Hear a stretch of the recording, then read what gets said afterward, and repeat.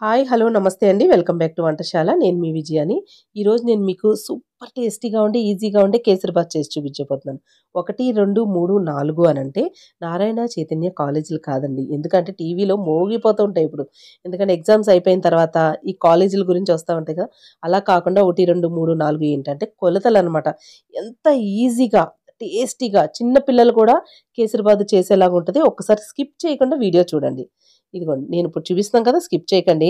మందపాటి ప్యాన్ పెట్టుకోండి. అందులో ఒక కప్పు గ్లాస్ అయినా, కప్ అయినా మీరెంత చేసుకోవాలనుకుంటున్నారో అలాంటి సైజు చిన్నదేదైనా ఒక కప్పు తీసుకొని అందులో దాంతో ఒక నెయ్యి, మంచి కమ్మటి నెయ్యి తీసుకోండి. కొంచెం నెయ్య అటు ఇటు ఎక్కువ తక్కువ ఉన్న ఒక 4, 5 స్పూన్లు పర్వాలేదు. ఓకే. వేసుకొని కాగిన తర్వాత గుప్పెడు జీడిపప్పు.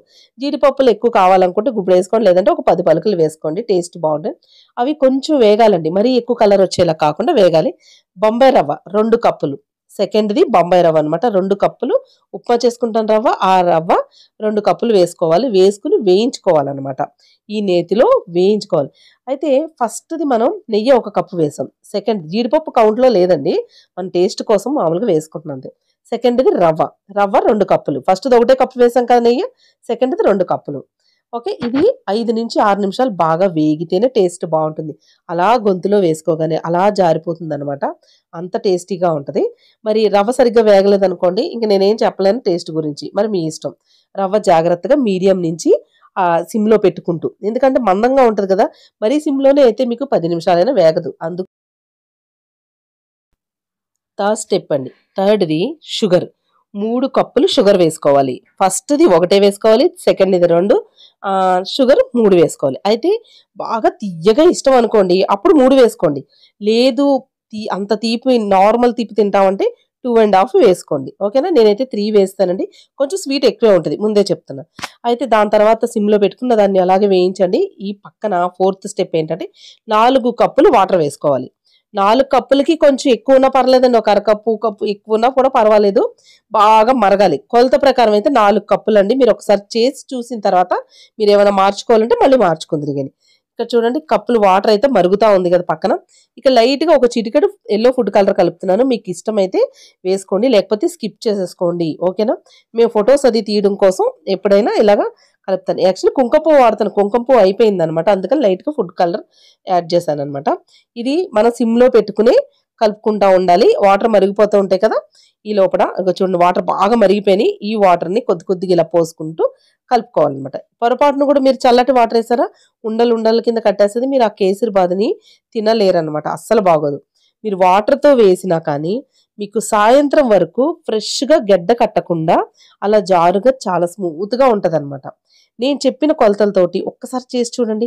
నిజంగా మీరే చెప్తారు విజయ్ గారు నిజంగా సూపర్ అండి అని. ఇది రాని వాళ్ళ కోసం అండి. ఎవరైతే రాదో చేసుకోవడం వాళ్ళ కోసం. ఇక్కడ చూసారా? అయ్యబాబోయ్! నీళ్ళు ఎక్కువైపోయినాయేమో! ఇది గట్టిగా ఎప్పుడు కవుతదో ఏంటో అని అనిపిస్తది మనకి.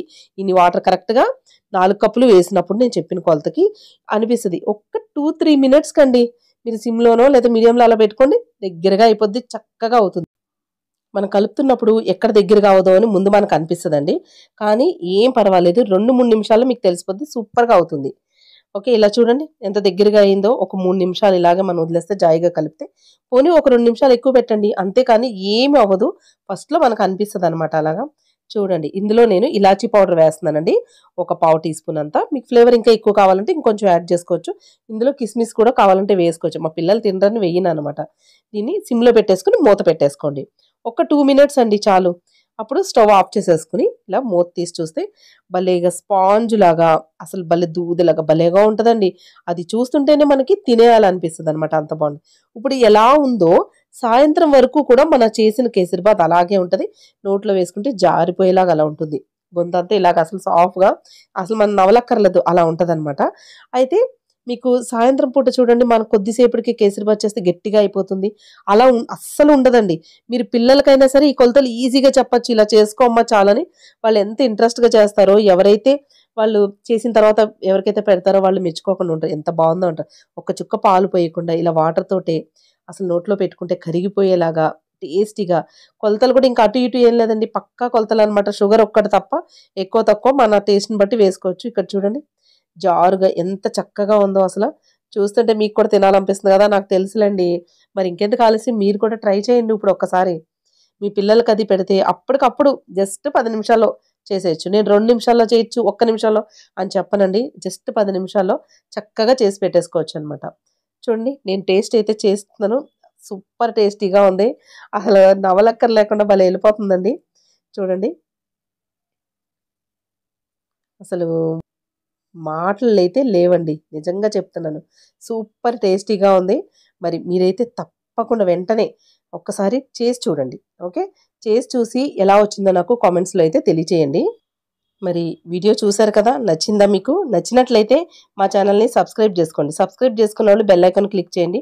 బెల్ ఐకాన్ క్లిక్ చేసినోళ్ళు ఆల్ అనే ఆప్షన్ ఉంటుంది. అది కూడా క్లిక్ చేశారనుకోండి మా వీడియోస్ అన్నీ నోటిఫికేషన్ వస్తాయి. మరి ఇంకెందుకు ఆలస్యం మళ్ళీ వచ్చే వీడియోలో ఒక మంచి రెసిపీ తోటి మళ్ళీ